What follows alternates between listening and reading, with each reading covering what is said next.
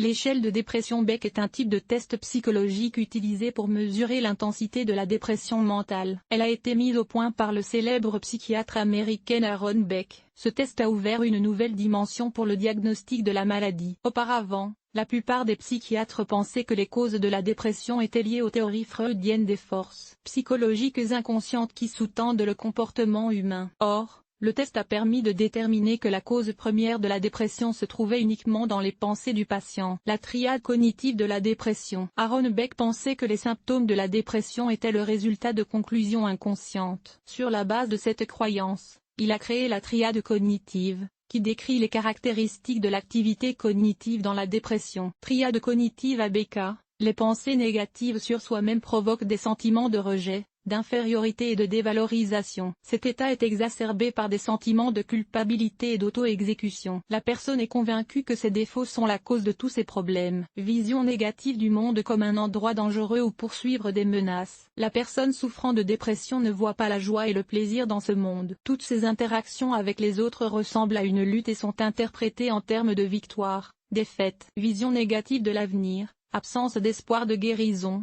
de possibilité de surmonter ces difficultés. L'avenir n'est fait que de nouvelles épreuves. Les perceptions désespérées de l'avenir peuvent conduire à l'émergence de pensées suicidaires. La triade cognitive est un filtre permettant d'évaluer l'état interne de l'individu. Selon A. Beck, tous les autres symptômes de la dépression se manifestent sur la base de ces attitudes négatives. Description du test. Aaron Beck est l'un des pionniers de la thérapie cognitivo-comportementale. Sur la base de ses observations cliniques, il a dressé une liste des symptômes de la maladie. En comparant cette liste aux descriptions cliniques de la dépression, Beck a créé un test qui est devenu un outil largement utilisé pour évaluer l'état mental d'une personne et mesurer la gravité de la dépression. Le questionnaire est agrémenté de façon à ce qu'il puisse être adapté à tout adulte, quel que soit son âge ou son sexe. Ces questions s'adressent aussi bien aux jeunes qu'aux personnes âgées. En outre, il existe une version test remaniée pour les jeunes de 13 à 18 ans. Restriction à l'utilisation du questionnaire. Le test n'est pas un outil de diagnostic absolument fiable. Son principal inconvénient est qu'il n'existe aucun moyen d'évaluer si le patient a répondu honnêtement aux questions. Le patient peut choisir les options de réponse qui, à son avis, sont plus acceptables d'un point de vue social et cachent ses véritables pensées. Les circonstances dans lesquelles le patient remplit le formulaire peuvent également influencer ses réponses de différentes manières. Par exemple, si le questionnaire est rempli en présence d'autres personnes dans le centre médical, les réponses aux questions peuvent être différentes de celles données en toute tranquillité. Quand l'utiliser. L'échelle de dépression peut être utilisée pour identifier les troubles dépressifs. Le test est adapté pour identifier les conditions dans lesquelles les personnes ont un sentiment de tristesse attirant. Il dure au moins 2 semaines. Si une personne a subi une perte importante dans le passé et que le sentiment de tristesse dure des mois ou des années et qu'elle a besoin d'une aide professionnelle, ce test peut aider à déterminer si cette aide est nécessaire. En outre, le questionnaire Beck est utilisé par les psychothérapeutes pour suivre l'évolution du traitement. Est-il possible de déterminer la maladie de manière indépendante en ligne? Grâce à l'Internet actuel, tout le monde peut passer le questionnaire Beck de manière indépendante. Il convient toutefois de noter que ce test a été conçu à l'origine pour des professionnels. Il a été réalisé par un psychologue clinicien ou un psychiatre. Lors de l'interprétation des résultats, les observations du professionnel lors du comportement du répondant à NAN, son développement intellectuel et le client enquêté ont été pris en compte. La dépression n'est pas un simple état de tristesse, mais une maladie grave. C'est pourquoi, en cas de doute, il convient de contacter un spécialiste. En quoi consiste le test et comment se déroule-t-il? Le test Beck consiste en un formulaire composé de 21 blocs. Chaque bloc contient 4 affirmations. Lors de l'administration du test, vous devez lire chaque série d'affirmations. Vous choisissez ensuite consciemment une affirmation qui correspond à vos sentiments et à vos croyances. Une case à cocher sera placée près de l'option correcte. Avant de sélectionner une option, vous devez vous assurer que toutes les affirmations du bloc ont été lues et comprises. Le lien vous permet de parcourir l'échelle de dépression en ligne Beck. Traitement et interprétation des résultats. Chaque réponse au questionnaire d'auto-évaluation est évaluée sur une échelle de 0 à 3 points, en fonction de l'intensité des symptômes de la dépression. Le 0 est attribué à l'option présentant la plus faible gravité des symptômes, et le 3 à l'option présentant la plus forte gravité. Le score total obtenu à l'issue du test est donc directement proportionnel à la gravité de la dépression. Une note comprise entre 0 et 9 indiquent un faible niveau de dépression. Si le résultat dépasse 30, il s'agit d'une dépression sévère. Score général. 0,9 pas de dépression, 10-15 dépression légère, 16-19 dépression modérée, 20-29 dépression exprimée, 30-63 dépression sévère.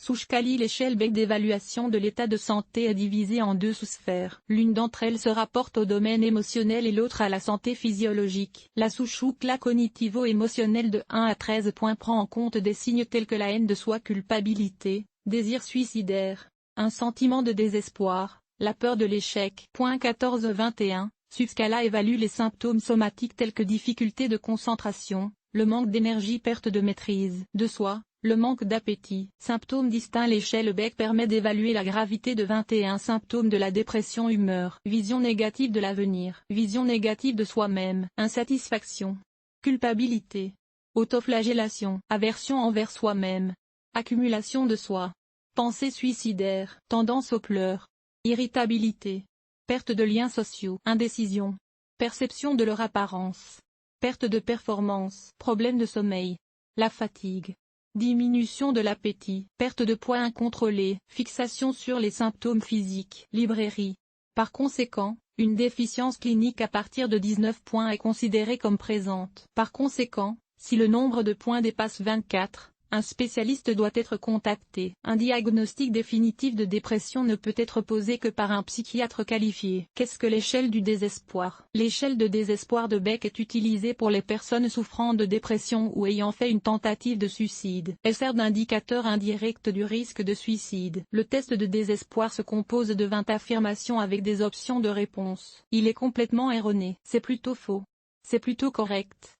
Très vrai. L'échelle de BKE-Courari est disponible sur le lien. Interprétation des résultats du test, 0,3 points, aucun désespoir détecté. 4,8 points, le désespoir est léger. 9,14 points, désespoir modéré. 15,20 points, le désespoir est important. Les résultats du test permettent de mesurer la sévérité des attentes négatives à l'égard de l'avenir chez les adultes et les adolescents. Cela correspond à la troisième composante de la triade négative du modèle cognitif de la dépression. Principes généraux de la thérapie cognitivo-comportementale. Beck affirme que, si les croyances ne changent pas, il n'y a pas d'amélioration. Si les croyances ont changé, les symptômes ont également changé. Il pensait que les patients pouvaient être convaincus de penser de manière constructive et d'abandonner les pensées négatives. Sur la base de cette théorie, un traitement a été mis au point pour traiter la dépression. Dans la méthodologie de traitement cognitivo-comportemental, l'accent est mis sur la compréhension et la modification des croyances destructrices du patient. Le thérapeute incite le patient à se fixer des objectifs réalistes et à assumer la responsabilité de ses actes et de ses pensées. Au cours des séances, de nouvelles idées et méthodes sont générées pour développer une vision positive de soi-même, de ses expériences et du monde qui l'entoure. Des devoirs peuvent être donnés pour aider les patients à analyser et à comprendre l'impact des pensées inappropriées sur leur comportement et leur santé émotionnelle. Conclusion.